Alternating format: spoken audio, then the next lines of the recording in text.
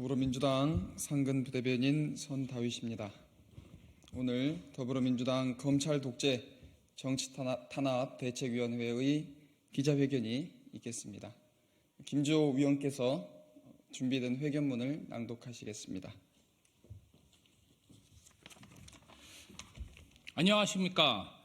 더불어민주당 검찰 독재 정치 탄압 대책위 김주호 상근 부위원장입니다. 대책위 입장문을 낭독하겠습니다. 친윤 주진우 전 검사는 봐주기 수사 전관 유촉 의혹부터 해명하라.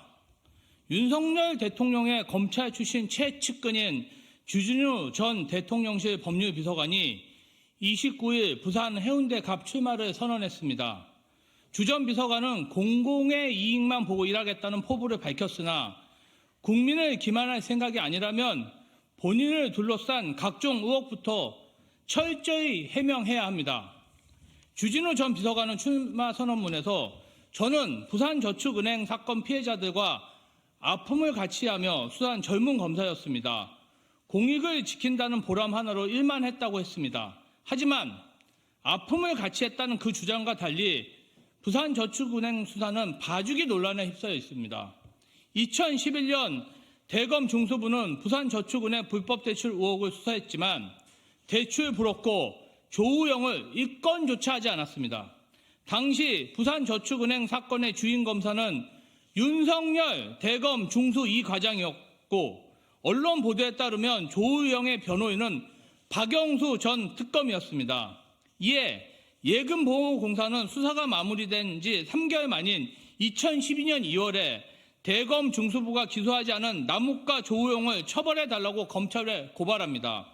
하지만 사건을 배당받은 서울중앙지검 역시 김양 부산저축은행 부회장만 기소했을 뿐 조우영, 남욱 등 대장동 일당들은 모두 불기소했습니다. 조우영의 범죄 행각은 2014년 경기지방경찰청 수사로 명백히 드러납니다.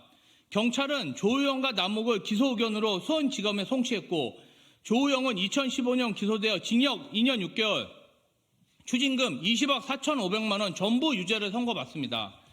이처럼 경찰이 수사하고 기소해서 최종 일부 유죄 판결이 난 사건을 당시 검찰은 기소조차 하지 않았습니다. 그리고 2012년 2월 21일 선고된 부산저축은행 사건 판결문에는 수사의 책임자로 검사 윤석열, 이원석, 주진우의 이름이 적시되어 있습니다. 대장동 일당들이 저축은행 대출금을 종잣돈처럼 뺏쓰는 동안 다른 한편에선 평생 모은 돈을 다 잃고 길거리에 나앉거나 심지어 스스로 목숨을 버린 3만 8천 명의 저축은행 피해자들이 있었습니다. 주진우 전 비서관이 정말 피해자들의 아픔에 공감한다면 범죄자들에 대한 봐주기 수사로 피해자들의 상처를 헤집었다는 비판에 대해 해명부터 해야 하지 않겠습니까? 주진우 후보가 국민 앞에 해명해야 하는 사항이 또 있습니다.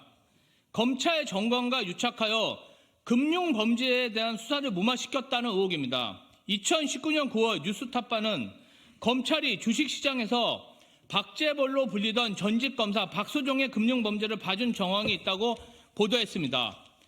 보도에 따르면 주진우 전 비서관은 청와대 민정수석실 행정관으로 재직하던 때 박수종과 78번이나 연락을 주고받았고 심지어 사건이 검찰에 배당되는 날에는 5차례, 고발인 조사와 피의자 조사가 있던 날도 각각 2차례씩 통화했습니다. 검찰을 총괄하는 민정수석실에 근무하면서 검찰 수사를 받던 피의자와 수십 차례 연락을 주고받은 것입니다. 박수종은 주진우 전 비서관뿐 아니라 22명의 검사와 수십 차례에서 수백 차례 걸쳐 연락을 주고받았고 이후 그 금융범죄 혐의는 유야무야됐습니다. 주진우 전 비서관에게 묻습니다. 전관과 유착해 수사를 무마시켰다는 의혹은 사실이라면 징계에 형사처벌을 받아도 모자랄 중대 범죄입니다. 이에 대해 한마디 해명도 없이 공익만 보고 일하겠다는 말을 어느 국민을 믿을 수 있겠습니까? 주 전 비서관은 제 국정 경험과 공적인 네트워크를 살려서 뚝심 있게 일하겠다고도 했습니다. 주 전 비서관이 동원하겠다는 공적 네트워크가 혹시 정부 요직 곳곳을 장악한 검사 식구들과 법조 카르텔입니까? 검찰 독재 정치 탄압 대책위는 앞으로도 우리 사회 법치와 민주주의를 파괴한 검사 독재 실태를 하나하나 감시하고 추적하여 국민 앞에 낱낱이 밝히겠습니다. 2024년 1월 30일 더불어민주당 검찰 독재 정치탄압 대책위원회 김지호. 감사합니다.